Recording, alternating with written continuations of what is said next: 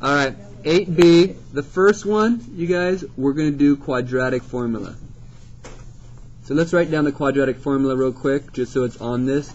X equals negative b plus or minus the square root of b squared minus 4ac all over 2a. That's a pretty important thing to start off with. Writing that down, just for your notes' sake. Some of you got it memorized. Awesome. Now, is this in standard form to do quadratic formula? No. Remember, standard form is ax squared plus bx plus c equals 0. So you first got to get it to that form, because you need to know your ABCs. So we need to move these two guys over. So we're going to add the 4x to this,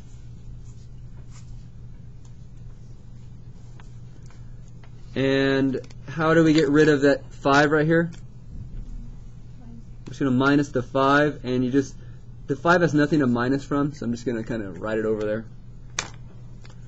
So it looks like I now have 3x squared, and negative 2 and positive 4 is positive 2x, and we have a minus 5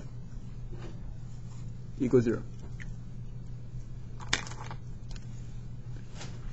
Okay, we now need to write down our ABCs. Actually, you don't have to write them down, but it's good just for note purposes right now. Most people know them. Anyways, looking at this, my a is the first number in front of the x squared.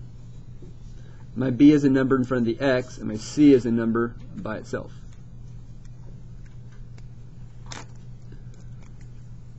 All ready.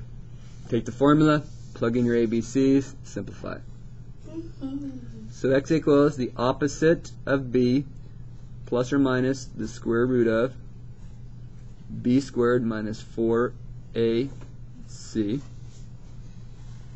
all over 2 times a.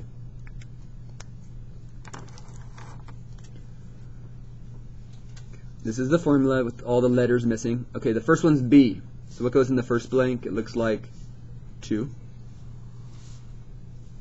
For the second blank, b squared, so b is 2 again.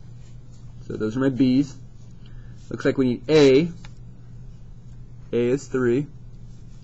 And then we got c, so c is negative 5. And 2a, a is 3. So we plugged in my ABCs. And now it's all about the simplification.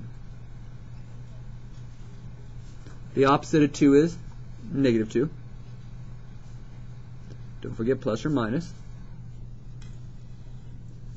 Okay, 2 squared is 4. And then here we have, let's see, 4 times 3, or negative 4 times 3 is negative 12.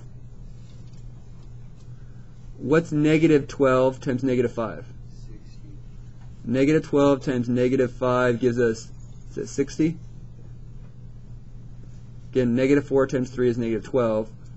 So it's 60. So that's, is that positive 60? So it's plus 60.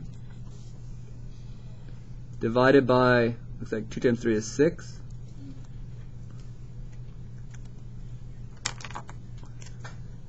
Now we got to simplify this down. So that's negative 2 plus or minus the square root of 64. Can 64 simplify? Yes, 64 is actually 8. Now a lot of times you would be done once you simplify, but this can keep going. We actually have 2 answers. You have x equals negative 8, negative 2 plus 8 divided by 6. And you can have x equals negative 2 minus 8 divided by 6. You have this thing, a plus or minus, so you need 2 equations. So this one becomes what? Negative 2 plus 8 is 6. 6 over 6 gives us 1. And this one looks like it's negative 10 over 6. So that looks like it's going to give us negative 5 over 3. Now the one problem about this, a lot of times you're left with square roots in here. You have to deal with square roots and simplifying square roots. This one became a whole number and you had to get your two answers. There's different routes in the end you have to deal with. Okay.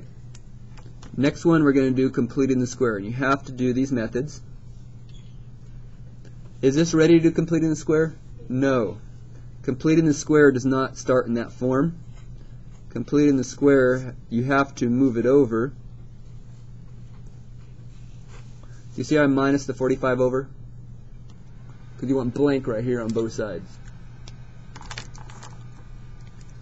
It's a little bit different. Completing the square is quite a bit different. I got to find the number to add to both sides now. So you take b divided by 2 and square it. Correct? So b is negative 10.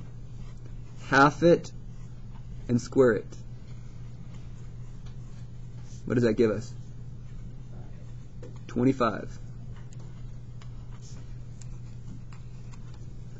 So you add 25 to both sides. Next, factor this. If you factor that, you have 25 and negative 10. When you factor this, should these always be the same? They should always. That's the whole point. Those should be the same. In this situation, it's negative 5, I think. So we have x minus 5, x minus 5, and then negative 45 and 25 is, looks like negative 20.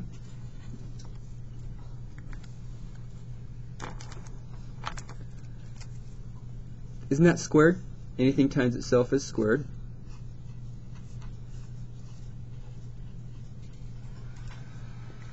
Okay. How do you get rid of a square? You're going to square root both sides. You now have x minus 5 equals plus or minus the square root of negative 20. Which, isn't this going to be imaginary?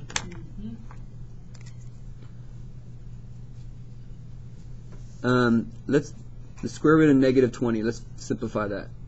What do we got here?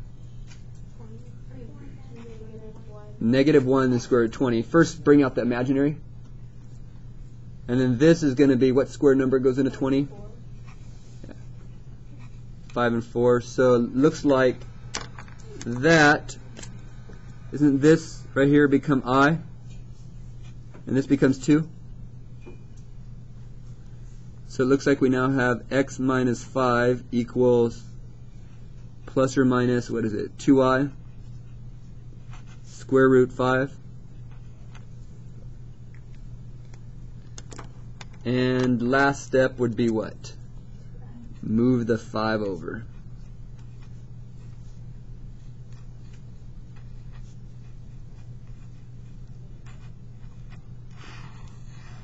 You cannot simplify this anymore.